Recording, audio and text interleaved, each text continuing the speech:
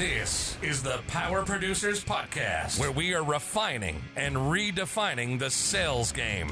Rule number one is you have to believe in yourself. You're the only one who doesn't think you belong in this appointment. The prospect has already validated your existence by scheduling time with you. Get it through your head you belong here, go in there, crush it, and close the deal. A place where sales professionals can come to learn from other sales professionals and thought leaders that have mastered their craft. The difference between a good salesperson and a best-in-class salesperson is only 2 minutes. By spending an extra 2 minutes on what you might think is a mundane task in the sales game, you separate yourselves from the pack, you grow your book of business, you close more deals, and you retain your accounts. As well as their peers who are still striving for perfection to achieve their why. I have a wife and 4 kids.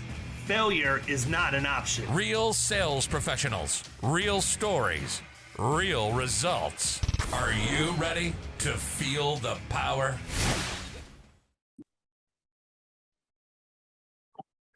What's up, everybody? Welcome to the Power Producers Podcast, where we are refining and redefining the sales game. My goodness, I am going to guarantee you guys 1,000% basketball will be discussed in this conversation because that's what we were talking about before we started recording. But before we get into it, let me introduce our guest, Mr. Tamron Manning from Integrity Insurance. And this dude jumped on the scene last year before. I sit back in the shadows and I typically watch. And, you know, no offense to you, Tamron, but when new people come into the industry and they've got a little swagger to them, they hit the podcast circuit and everybody wants to talk to them, and I don't. And I don't just because I always do my best to not be the podcast that has the same guests that everybody has on it. Mm-hmm. So I needed you to simmer down a little bit before we had you on, but that doesn't mean the episode's going to be any less fire. I wanted to set the table for everybody. So before we get kicked off, why don't you just sort of give everybody a little bit of your background story so they know where you're coming from, talk a little bit about your agency, and then we're going to be off to the races. All right, man. I am from, well, first I'll start with my name. My name's Tamron, like you said. I'm from a small town in Kentucky, Georgetown, Kentucky, which is pretty close to Lexington. If you know basketball, you know Kentucky Wildcats. That's where they are. So really Isn't there a college in Georgetown too, though? There's not a big college. There's like a city college, like a town college, Georgetown College. Okay. Yeah, that's what I was talking about, man. I mean, yeah. I played baseball. Georgetown that people are thinking of, though. No. I know it's not the Hoyas, man, but I actually got recruiting letters from the Georgetown in Kentucky for baseball. Oh, yeah. They do have good programs. It's a good school, big school. Why didn't you go? Because I went to West Virginia. You went to WU? Yeah, I was in Morgantown. Oh, I was at Marshall, so I made my pitching debut against Marshall. I can tell you that story. Okay. Here in a little bit. Well, we'll get into that. Well, I'll skip up to college then. So I was at WVU when Randy Moss and Jason Williams were at Marshall. Did you spend any time in Huntington or did you stay in Morgantown? I did. I spent a little bit of time in Huntington, more in high school than I did in college. Okay. I graduated high school from Parkersburg High in Parkersburg, West Virginia. Oh, so you're from West Virginia. Okay, that explains a lot then. Okay. I was from West Virginia for roughly 1.5 years of my life. I don't know. I'm only from West Virginia if I'm speaking in West Virginia. That's about where that gives you the time. I'm from Ohio, believe it or not. But anyhow, I'm not going to interrupt you anymore, man. Go ahead. You're good, man. So I played basketball at Marshall University. Did my college time there. I was fortunate enough to flip that college career into a professional career. I played for 3.5 to 4 years overseas. I had a daughter, which required me to retire from competitive basketball early. So that was the big shift in my life. And now, fast forward to now, I'm here owning an insurance agency, and my agency is actually in Lexington, Kentucky. So that's where we are now. That gets you up to speed with everything pretty quick. So why insurance? It's a good question. It was, I hear all these podcasts and all these people talk, but it's true. By accident, I got into insurance. I had a buddy that I went to high school with that had an all-state office. And when I moved back home from playing basketball and all that stuff, he was like, man, if you need something to do, you can come work with me. You have the personality for it. So I tried it and it ended up working out. So it was completely accident, but I speak highly of this industry, and we'll talk about this on the podcast, I'm sure, but I speak very highly of this industry, even though I'm pretty young in it. There's so much to love about it and so much great things about it. Yeah, absolutely. Kyle played basketball. I did. Yeah. I see he has a lot of golf stuff, so I didn't know if he was. I got golf stuff, but there's basketball stuff in here too. I'm upstairs in the man cave right now because we got evicted from our office, and we didn't get evicted, but they sold the office that we were in Lutz, and but yeah, no, we're in a bit of transition is the way that I would frame that. We're trying to figure it out, man. I got 2 offices worth of crap crammed in mine right now because we got to find another place to go. And I don't know necessarily if we're going to look, we probably will look for at least a landing strip up there. But I've also got an option to buy the whole building that we're in right now, which I say that. Let me step back for a second, people. I'm not going to be a real estate tycoon if I close a deal on this building. We're in half of it. I get the other half. That's about it. Yeah. Yeah. God, who is that guy, by the way? He came out of nowhere, man. I see these billboards up here, and it's just like his big old cheesy face. And he's like, I will buy you. Yeah. And he's from Atlanta. He's not even from here. Of course he is. But yeah, so I played in high school. I was a 1 and a 2, and yeah, man, those are some of the best times of my life. Like it was cool. It was you learn a lot about just kind of how to operate. Like I always find that the people that have been the most successful on any of my sales teams or any of the companies that I've been in have been people that played sports because they know how to work with the team. They've got that competitive edge. And yeah, so David and I joke all the time about how he's gonna light me up from behind the arc. I don't see it. I mean, have you never seen the fat guy on Instagram that's at the playground, the fat white guy with the blonde hair? Have you not seen this guy? All I can think of right now is Philip Seymour Hoffman in freaking. That's right. White chocolate. Iceman. Yeah. Y'all need to film that if that happens. I haven't played in a long time, but I made the North versus South County All-Star game and then the Hillsborough versus Pinellas All-Star game. So I had some game back in the day, but Are you from Florida? Yeah, I grew up here in the Tampa Bay area in Pinellas County. But I would literally go into cardiac arrest if I tried to play basketball right now. Like it would not be good, man. I played in a men's league probably 4 or 5 years ago, and like just got. I remember. Dude. I remember it.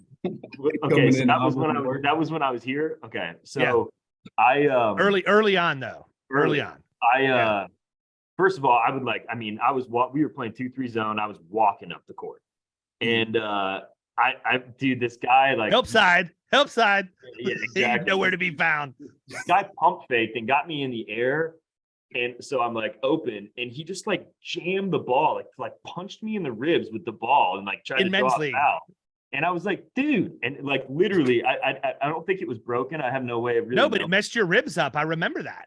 For 6 weeks, I was out. I was like, it was terrible, the worst pain ever. But you gotta be careful who you play with for this. I know, man. It was just like a men's rec league, whatever. But yeah, so I haven't played recently, but I did have some game back in the day. And it was so funny, man, because you say that when I posted the thread, when Ethan got to see his new basketball goal.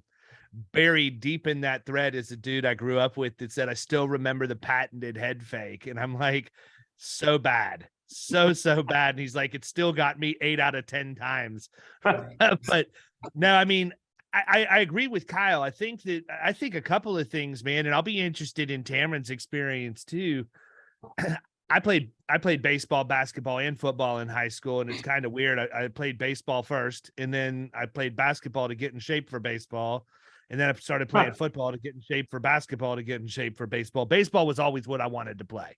I was actually pretty good in basketball too. I could have gone and played at small school, but I really, really wanted to play baseball. I was drafted by Cleveland out of high school, very, very low. So I went to college instead, hoping to improve my chances, only to blow out my pitching arm. So it didn't work out, but it's worked out okay. I don't live with any regrets for that. But you know, what I will tell you is I do think that people that are ex-athletes that have, and I think it's also important that they grow up in the team environment. It's not just, and you're not going to be walking onto your college basketball team having never played as a kid, right?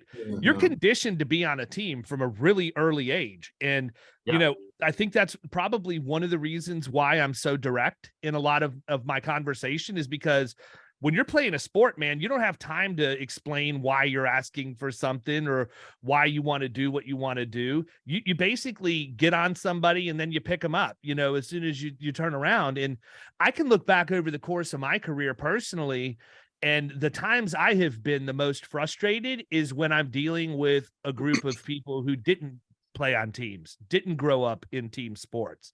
And I mean, I can even say it, you know, the agency what I was at before I launched Florida Risk Partners, the two people I was partners with had no experience whatsoever in playing in a team environment. It was obvious in their leadership style. It's ultimately what pissed me off and made me open my own agency. So, you know, I think there's a lot to be said for that. You know, there are agencies out there that actively recruit ex-athletes specifically.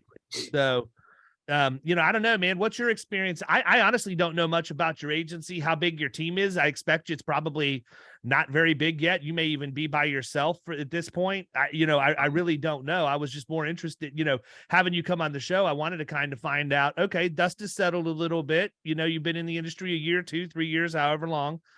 What's it like now? What's it like now that you've had the opportunity to sort of get your feet wet and look at it? And how much do you think that experience of playing basketball has helped you as you've moved into this industry?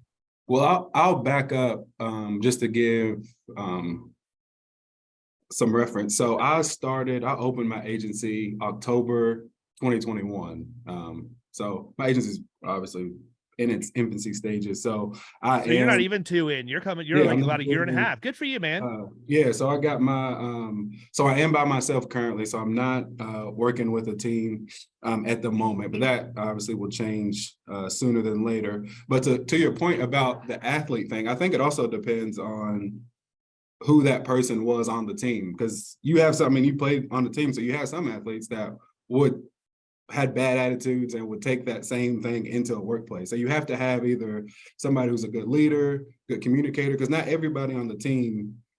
Not everybody's the captain. Yeah, not everybody's the captain, or you have some people that are just, you know, lazy, or you can still be lazy and be an athlete and then go in the workforce and continue your laziness. So I would say do your background on who that person was as an athlete. Like, don't let that's a good point tag just like give you that bright eye, because some athletes, I mean, I coach now, so I coach the high school team in my town in Georgetown. So I know how kids are and I know how it is. So you don't want just an athlete. You want an athlete that is respectable, is coachable, can listen, can understand, and do that kind of stuff. So I would say that would be my experience. It's just what type of athlete was that person? What type of person is that person? I think. You want the guy that's good in the clubhouse. You want the person that's good in the clubhouse, because especially in our industry, man, it's one thing to go out and be a high performer. If that's the case, just go be a one-man shop somewhere and you'll do fine. You know, maybe a one-man shop or a one-woman shop with a service person that can help, you know, by answering the phones, helping with applications and stuff like that, you know, so that you can go out and sell.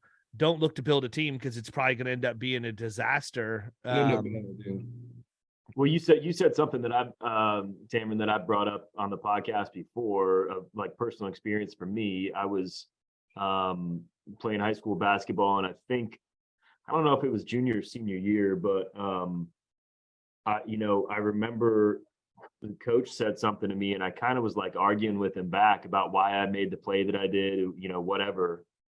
And he kicked me out of practice. And then we talked afterwards, or he might've said right then, he's like, you need to be coachable. And that always just kind of stuck with me, because I never really thought about it before. I was just trying to explain my side of things to get him to understand, but like, that's stuck with me since then. to be coachable, because it's like, if you can be coachable, like, you're not always going to have the answers. You're not always going to do things right. If you think you are, you're going to be that guy that David was just talking about. That's the one man shop. Yeah. May go out and produce well, may not, whatever. But that's just a lesson that I learned pretty early on in my, basketball career in high school that has stuck with me since. Yeah, well, I'll tell you, man, I put a quote out on Twitter earlier this week that said, one of the main problems in our industry is communication, in the fact that people listen with the intent to respond, as opposed with listening with the intent to understand. That's true. You just got a really full dose of that for the hour before we were on the podcast, right? Sure. And that's something that really, really frustrates me. It's something that I feel I'm pretty conscious about for the most part. I want people to have a chance to get their thought pattern out. I want to understand where they're coming from. I think it's a pretty arrogant and narcissistic viewpoint of the world to think that you always have the right answer and your answer is going to be the best. That's not the case, man. That's so illogical. It's not even funny. And, for me, if I'm going to go into a prospect meeting, let's just say I go into a prospect meeting and they've got horrible performance on their loss runs. I've got a pretty good idea of the story that the loss runs are telling me, but I'm not going to go in and ask a bunch of questions, trying to have that gotcha moment where I'm proving my point. I want to understand why it's like that. Explain it to me. What's the culture of your organization? What are your processes and procedures? Is this a hiring issue or whatever else? Because you can learn. And I know this sounds cliche, but it's the God's honest truth, man. You learn far more by listening than you do showing everybody else how much you know. You know what I mean? Yeah. It's insane that's to a little bit of the nature of salespeople, is you want to go in and you want to show what you know, and you think that you do know their problem, and you're going to just knock it out of the park, and it's going to be such a smooth, slick sales pitch, and that's how you're going to win your deal. But that's not how I've won deals. That doesn't happen for me. There's very few times that I've walked in and pegged it down, exactly how I thought it was going to go, and I just have this aha moment, and that doesn't happen. They end up telling you stuff that is a total curveball or an X factor that you didn't even know existed, and that's actually the problem that you have to solve instead of whatever you thought it was. Well, is that your personality though, Kyle? Are you more of a listener anyway, a listener, and then instead of, some people are just really, I would say no. You would say that's not, so he had to work on flipping that in his sales Same game. for me. But some people have the personality to just to listen and sit back and, I'm not smart enough to do that. No, I mean, I just think, for me, I'm such a driving personality that I would just run over anybody. It doesn't matter. You know what I mean? And I could go into a prospect meeting and spend 30 minutes just running over that prospect, talking about all the reasons why they should hire me. And I think I probably have done that, at points in my career, specifically early on. But as time goes on and you start analyzing what could I have done different, and something that was really, really beneficial to me as I was starting out is I didn't go on appointments by myself. Not because well, maybe to a certain degree because I lacked some confidence in technical knowledge and things, but really it was just sort of understood that we showed up with 2 or 3 of us for every appointment because we had the ability to refer benefits in-house, 401k, and some other things. And so I would typically roll with a benefits person or high net worth personal lines person, so that if we were meeting with the owner of the company and I was going to pivot for an introduction or whatever, I could do that all the way around. Okay. And one of the best things that happened is every time we would have a meeting like that, the second we got in the car, there was a debrief. All right, what did we do good? What could we have done better? What should we do the same?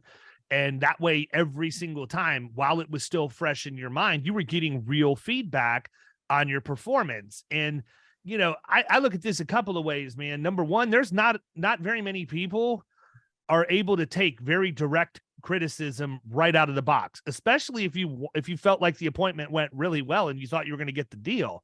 Right. But I've never felt that way. I don't care what people say to me. It's not going to affect me emotionally or mentally, other than it's just going to drive me to be better. Right. And so I accept criticism very, very well. I welcome it. I hope people give me feedback because that's the only way any of us are going to get better. And the problem is, too many of us get caught up in our own mindset and thinking our way is right. Even if somebody does give us feedback, we're just automatically dismissing it in our mind as soon as it comes in. And you really have to condition yourself to understand that this is how we improve and progress. This is how you earn more for your family. Be open and honest to it. Don't think it's all about you. So to that point, I'm going to tell you my story about my college pitching baseball debut in Marshall at St. Cloud Commons in Huntington, West Virginia. In 1992. Strap in, everybody. Yeah, just go ahead and strap in. This is a good one. In 1992, the Huntington Cubs, I don't even know if they're in Huntington anymore, but the Chicago Cubs minor league team played in Huntington at St. Cloud Commons, which was the same field that the Thundering Herd played at.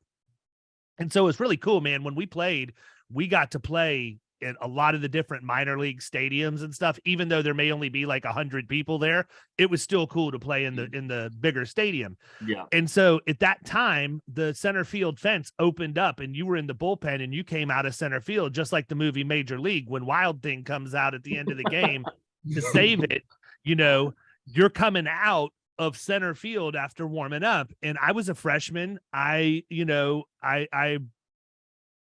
threw pretty hard. I felt like I was above average. I mean, you had to have been to be able to get to Division I. And so I feel like you probably came out of the bullpen like John Rocker. I did 100%, 100%. Yeah. So what happens is the phone rings in between innings and we're getting ready to go up to bat. And they said, David's going in the bottom of the inning. And it was the last inning. And so I'm up, I've done all my stretching, my warming up, and I'm starting to really get after it. And we're 3 up, 3 down.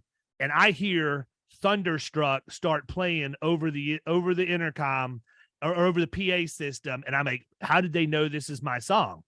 And it opens up, the center field fence opens up. I am so amped up. I literally did sprint just like John Rocker from center field to the mound. I go out there, I throw my warm-up pitches and everything, end up successfully saving the game, and we're on the bus getting back, and my buddies start busting my balls, man. They're like, what do you think Thunderstruck was? You understand they're the Thundering Herd. That was their song. That wasn't your song. And I'm sitting here thinking, man, they got everything set up. This college gig's going to be pretty cool, man. And so I go out, and unbeknownst to me, it had nothing to do with me. It was 100% for Marshall. And I didn't even realize it because the whole time of, all up until that point, they were playing Thunder Rolls by Garth Brooks. Like that was the low key, but they were losing.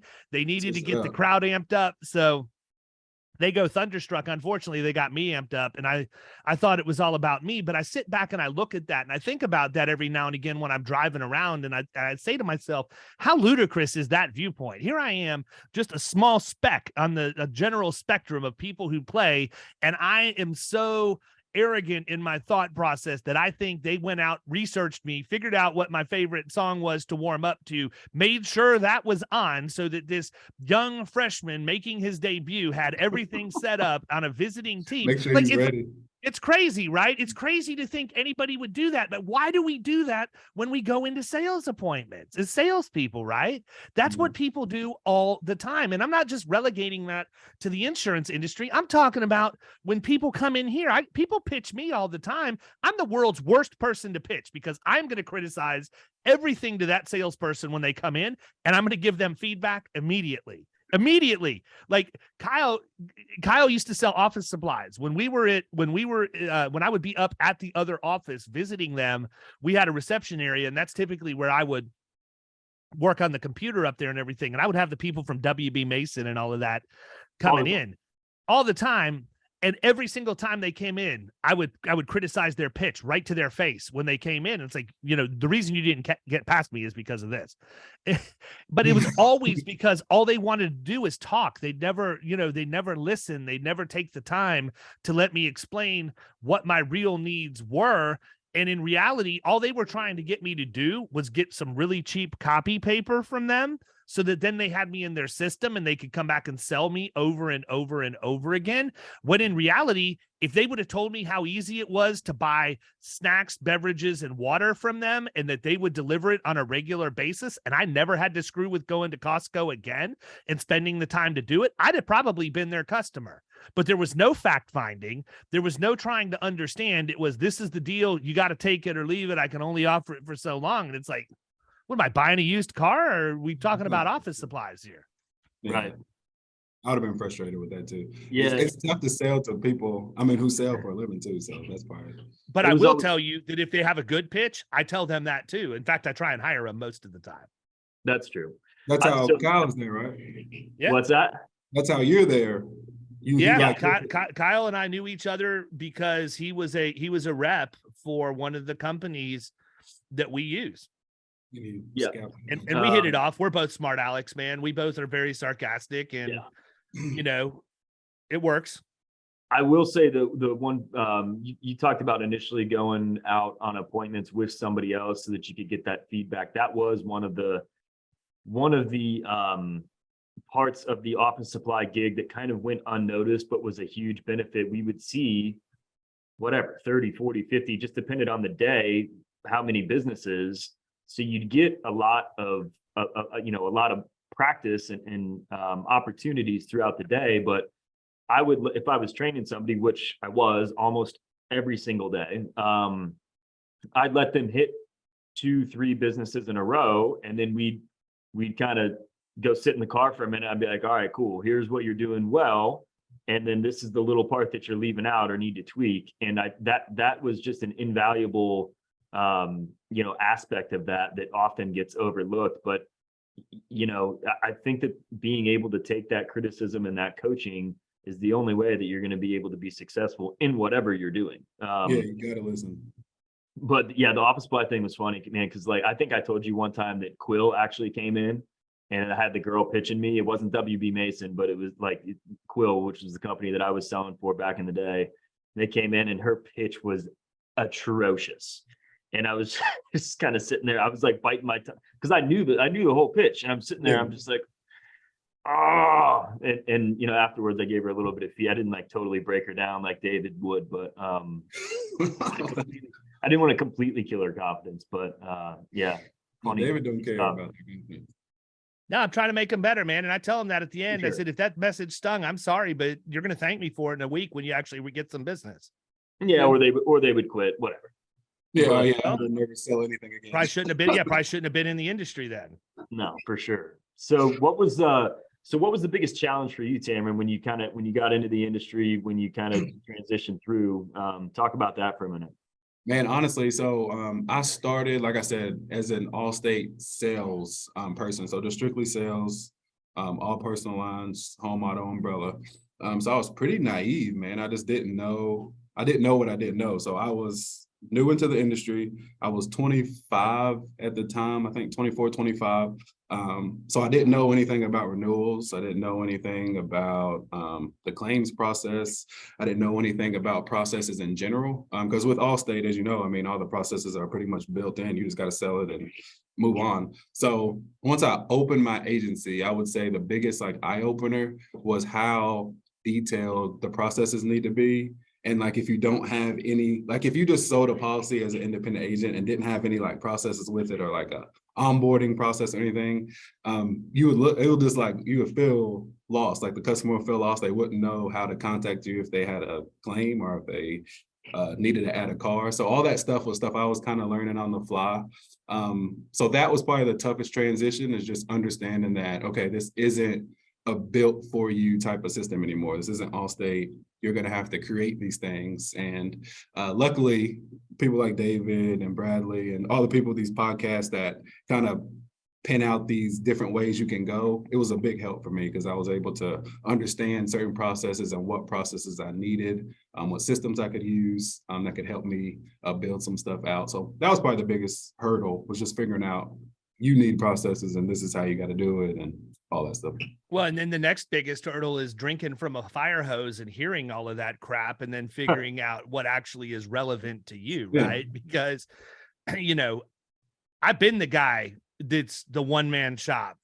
Florida Risk started in the dining room of my house. I'm very vocal about that. Mhm. And, I went from being a really successful producer, which is still my skill set, to now being a producer, an account manager, a CSR, and an operations person, all. And, that makes it really, really difficult. But it was easy at the time for me because I didn't listen to podcasts. I didn't go to conferences. I didn't even know like IAOA was a thing. I had no clue any of that stuff existed. And so for me, I was able to stay really, really focused for my first year and a half, staying in the lane that I would stay in. My account size was big enough that I honestly didn't have to have more than, 8 to 10, maybe 12 accounts total. And I was making really good money. I could handle all of the servicing work and stuff. And I truthfully got to a point where I had to make a decision. Did I want to stay where I was and just do things the way that I was doing it, make good money, have a good work-life balance, but probably still not be able to go on vacation and truly be able to let go? Or did I actually want to push the throttle down and build it into something more? And I obviously chose the latter. But when I did that, and I started going to like Innovation and Brain Share and some of these other conferences, that's when I was like, holy crap, man, I really only know the way that I know because I worked at the very first place in an agency that was already set. Like they already knew everything they wanted, processes and procedures and all of that. And then I launched a second scratch agency with 2 partners. I was never included in those discussions around tech stack or any of that stuff. They sort of did what they wanted. And so I didn't know about any of this stuff. I understood what a CRM was and knew that we needed it to be able to manage salespeople effectively. I understood what an agency management system is and why that's important and all of that stuff. But my goodness, man, I mean, it just showed up in my Facebook memories earlier this week. 2019 was when I went to my first Innovation. It was in Las Vegas. And I remember going there and just thinking, holy crap, man. Wow. I need this. I need that. I mean, I was like the fat guy going to the buffet with 2 plates, just loading it. Well, probably am, but loading all of this stuff up. And then I come back and I've got like 2 legal pads worth of notes and all of this stuff. And guess what? I still have 2 legal pads full of notes, man. Like I had so much that I couldn't even implement. I couldn't even figure out what my priorities were. So instead of doing anything, I did nothing, just cast it to the side. Okay. Next year, I went to Innovation when it was in San Diego, and that was right before COVID. And so I had an idea of what I was walking into. I made rules for myself before I went. And I said, I'll talk to a bunch of vendors and be friendly, but these are the 2 or 3 people that can solve a problem that I have right now that I need to know. And I want to go learn as much as I can, see if we can get a demo while I'm here. If not, get it set up. And I was much more effective in my approach at that point. And so, it's just crazy to think when you come in, and I see this happen a lot with people that are captive coming into the independent channel where they have everything set up for them, right? You have one option, this is the system, you don't have a choice.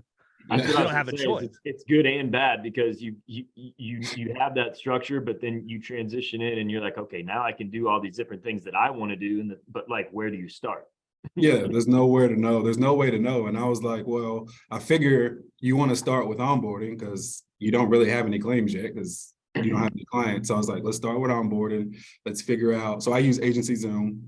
I used Agency Zoom at Allstate, but we didn't use any of the automation function. So any of the pipeline function, none of that.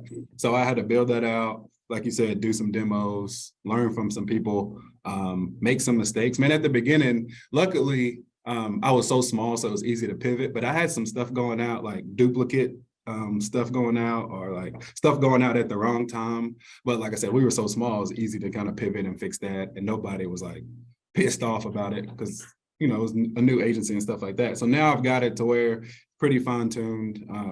Everybody knows what they're getting when the policy sold, the welcome letter, ID cards, everything like that is coming to them. So now I've got it pretty smooth. But man, at the beginning, it was overwhelming. It was just a lot that I had to get done to figure out how to make money and be successful and make the agency look as good as possible. So what's the mix of your business? Are you primarily personal lines? Are you some personal, some commercial? What's that look like? So my plan, my business plan at the beginning of this was to start at least this first year, which we just ended. This first year, just really lock in on personal lines. It's what I knew. It's what I came from at Allstate. So I was really wanting to hit the ground running on that and kind of build a base of a book from that. And then year two, which we're in now, I wanted to do my homework and learn a lot of the commercial side before I just started going out and selling it. So I'm wanting ultimately to have about a 60-40 split, personal and commercial. But right now it's like 95-5. The commercial stuff I have is just my connections and people I know are people we insure their personal stuff and they happen to own a business. But I haven't like nailed down a niche in commercial or figured out what I like or any of that stuff. So I want to do some training and some learning about commercial first, but that's my next step is to add a nice commercial size of the book. Yeah, I think you're going about it the way that a lot of people go about it, right? I did it backwards. I started with nothing but commercial, and then we tried to move into personal lines, and then we started having hurricanes again. So that worked out really, really well. But yeah, you're in a different state. Yeah, Florida's a different.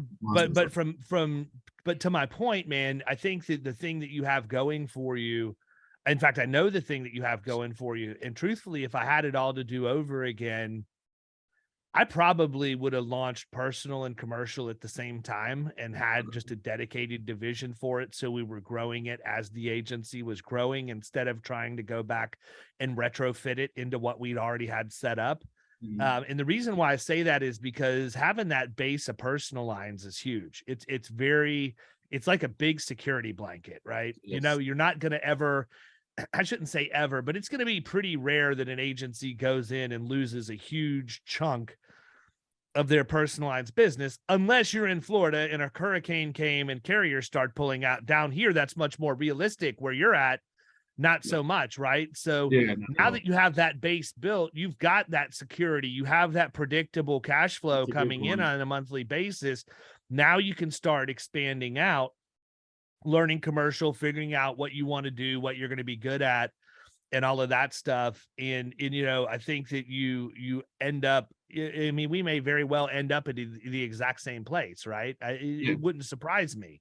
But for me, it was just naturally easier because that's all I had ever done. It was to do the middle market. And it's always easy to sit back 6 years, 7 years later and say, well, I would have done it this way if I had it all do over again. No, I would have done it the exact same way I did it because I did it based off of how I knew what I knew, right? Right. Exactly. That's what I did. What I knew. You're not just going to start up and do something totally different that you're not used to doing, you know, especially when you're worried about putting food on the table. You got to go out and try, you know, you're eating what you kill. So you got to go out and get the stuff that you know first. I don't think anybody would disagree with that. If they do, then shut up. Yeah, it's weird. Yeah, I had to do personal lines was number one. Like you said, I just wanted to build that nice foundation. And it starts renewing and stuff, all that good stuff happens. And luckily my retention's super high because like I said, new agency. So hopefully nobody pissed off at me after a year. And rates haven't been too crazy on some of the people's renewals. So I was able to get that. First year renewals are starting to come down January on through this year. So yeah, I'm in a good spot to make that pivot. The only tough part I would say, and I'm sure a lot of new agencies could speak to this as well, but when you pivot, keeping up that personal lines. So what I wanted to do was try to make personal lines so easy to where it's like referral based, getting a lot of mortgage lenders and stuff like that, just calling in to do that. So I'm not hunting personal lines. Because like you said, you haven't done a lot of personal lines, but hunting personal lines policies is probably the worst. I would say the absolute worst part of insurance is just like dealing with people because they're personal lines, man. They're so just, it's commoditized as people know. But so you're dealing with that, but commercial is a little different. Like it's relationship based. And I think that's actually where I'll do better. Just where I can just speak with people, talk to them about their problems, listen to their problems, understand them and help them, because I own a business too. So I feel like we got more in common than a lot of the personal lines people, because they're just trying to save a buck and do all this stuff, which commercial, you're trying to save some money too, but you understand the grand scheme of like, if I have a loss at this business, I'm not going to be pissed that I'm paying a little extra to protect me from the loss of business, because this is my livelihood. So I feel like that's where I'm going to see a lot of success in that commercial field, because I mean, I just love talking to people and I know a lot of people, so it helps. Yeah, I would agree with that, man. That's why I don't like personal lines, honestly, is because I've said it 1,000 times. Can't be on the phone with the CFO of a company that's paying us $50,000 a year in commissions to handle their company insurance. And then my very next call is Mrs. Johnson, who's upset because her homeowners went up $20 this year. And she wants me to do a full-blown marketing analysis to show her why she should stay with us. Right. I'm just Mrs. Johnson. Bye-bye. Like there are plenty of people that are willing to do that. I'm not, because in this, Tamron, I'll be honest with you, man, the best advice I think I could give you 20 years into this is figure out your hourly rate as early as you can in your career. Figure out what you're willing to work for and what you're not, because if it's something that's not going to give you that hourly rate that you've defined, don't do it. Like and it's very, very, very hard advice to receive where you're at right now in your growth curve. It's extremely hard because you want everything. But if you listen to anything I tell you, man, know what you want and stay with that. Don't do anything outside of that, because if you do, you're taking away from the business you really want to write. You're diminishing your value proposition to those accounts you really want to write, because you can't service them properly because you're screwing around with a bunch of crap where people are making you jump through hoops, chasing down money, over extensive service requests and things like that. And those accounts aren't profitable, right? So I think so many times we get activity confused with productivity.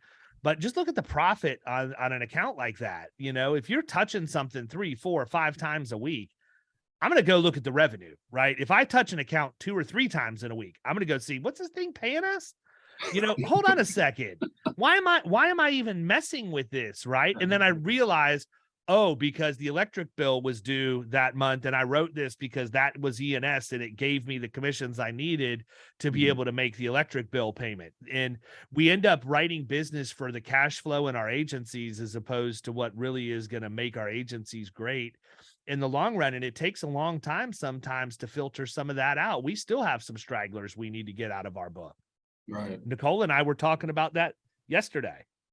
Yep. Now, would you give that advice? So let's say, well, I've already started, but like, if you had a brand new shiny agent coming to you and was like, I want to start an agency, I'm gonna start it with personal lines and build it up. Kind of like I said, would you give that advice to them that, hey, like, I know you want to make money, but the smarter way, because I've heard this advice. I didn't take it completely. I took it a little bit. I don't have a lot of bad clients or stuff like that in my book, but I do have a few. But would you give that advice and like really double down on profitable business at first, and it'll just save you the headache, even if you lose a little bit of money or you don't make as much up front that you think you would make? Just like take that on the chin at the beginning and it'll save you a lot of headache year 3, year 4. I think that I would absolutely say that, because I think 2 things. Number one, it's much easier if you're Kyle, right? Or if you're Jeremy, our new producer that's starting on Monday, for them to come in and me say, here's what you're going to do.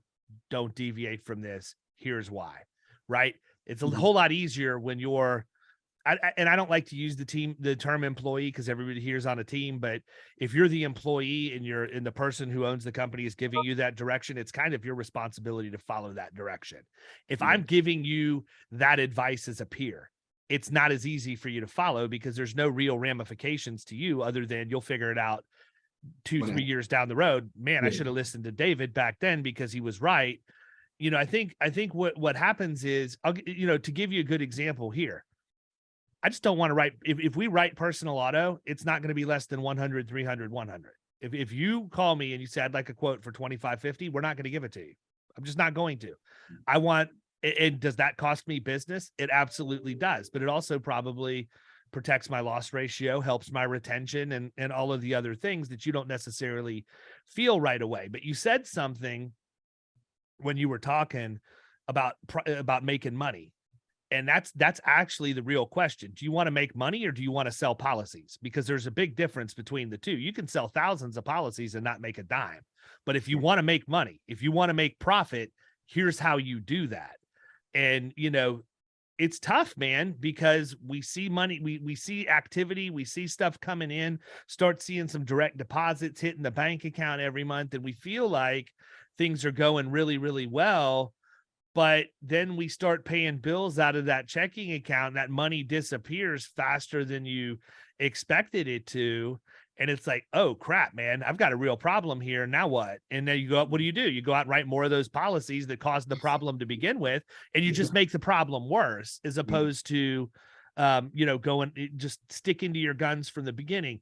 What I do know to be true is that if you have an ideal prospect that you've defined and you build your marketing systems around that ideal prospect and you're good at the marketing end of it, you should only be attracting that ideal prospect at that point. And now it's up to you to sell them on your value proposition and why you should be doing business.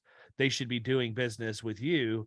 And I do agree with you. Personal lines is way more price sensitive. I don't think that it's always a price play 100%. I think that it becomes less a price play when you find people who buy the higher limits already or have an umbrella or whatever. These are people that tend to be more sophisticated buyers that probably have assets that they want to protect, and they understand the liability as much as they do, the physical damage to their things. And so, I don't think it's as difficult of a sale at that point if you give them a very coherent argument as to why you're recommending what you're recommending. I can tell you this. If I was going to start an agency with personal lines, I would lead with umbrella. I would make all of my advertisements about umbrella. I would lead with it. I would network with solar contractors, because here in Florida, you have to have at least $1 million umbrella if you're going to have solar panels installed on your roof. We get a ton of inbound leads for it now. But the reason why I would lead with umbrella is because, number one, it gives me an opportunity to educate. Number two, very few other people are doing it. And number three, if I'm writing the umbrella, I get to understand what's going on with the home and the auto and the underlying, and probably get a look at those too.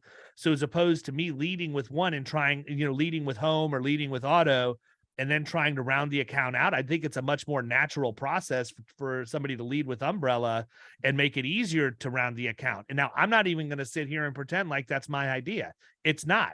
I ripped that 100% off from Jason Kilgo, who's talked about it on multiple podcasts. He's spoken at multiple conferences about it, but that's what he does in his agency. And that's what he did when he was the top salesperson at Geico 3 years in a row. I'm not going to tell you that I'm ever going to say no to a guy that was the top salesperson anywhere when they want to offer me advice, let alone Geico. Yeah. When we had him on the podcast, he said, I had dinner, with Warren Buffett twice. And then the third time I just told him I'd been there twice. It was good. I didn't need to go back again. Just completely shut down Buffett for dinner. Yeah, Fantastic. I'm good. Yeah, I'm good. I'm good, Warren. Take Charlie Munger out. Go hit up the Golden Corrals, Buffett. Yeah.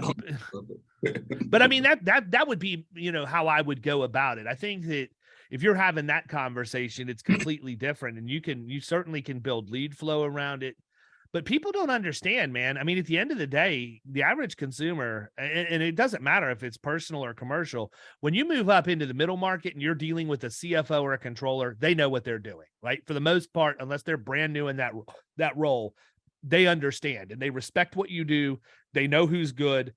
They know who's just blowing smoke. And so they'll have a conversation with you. But when you're in personal lines, I think part of the thing is you have to turn so fast in order to keep it profitable that, for me, I would spend an hour on the phone with somebody educating them about every single thing they needed, and my profitability would go out the window. That being said, I don't know that I would ever stop doing that, because I think that if you're the person who teaches somebody something they didn't know, they're always going to remember you for that.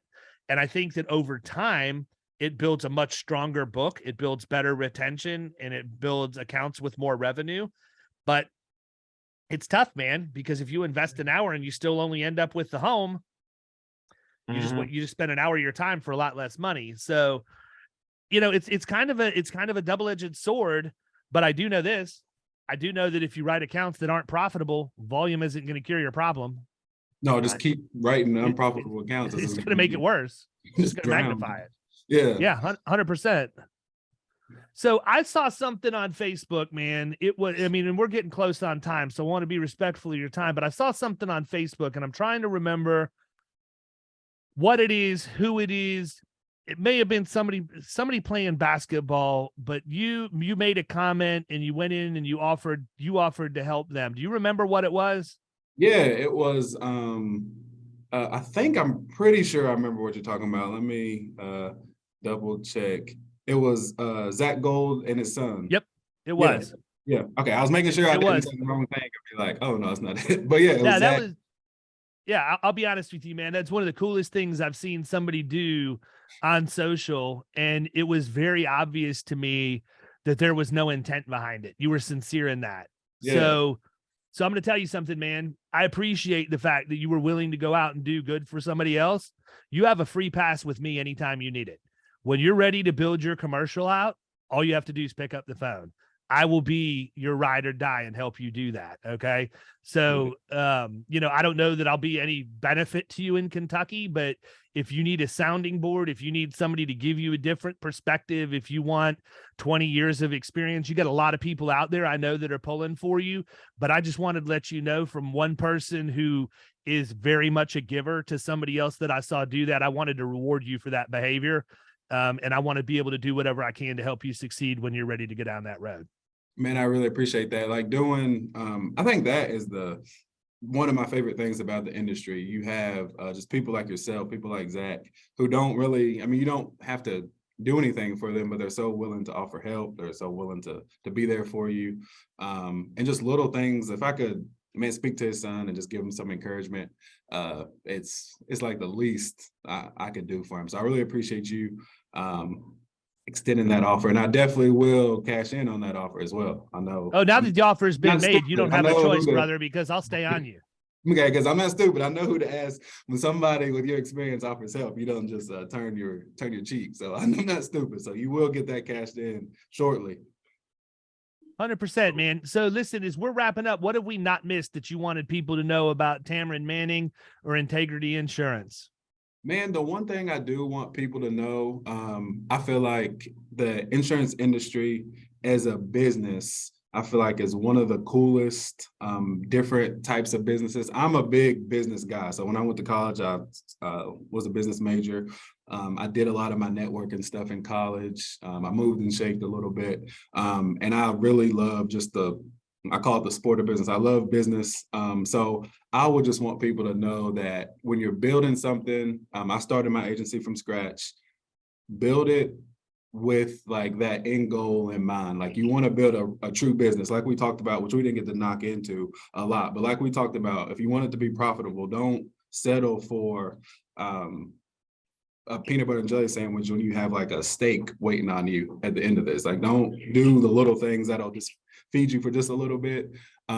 Look at the long game, man. I did that with basketball. I do it in my business. I do it in my relationships. Like there's a long play to everything.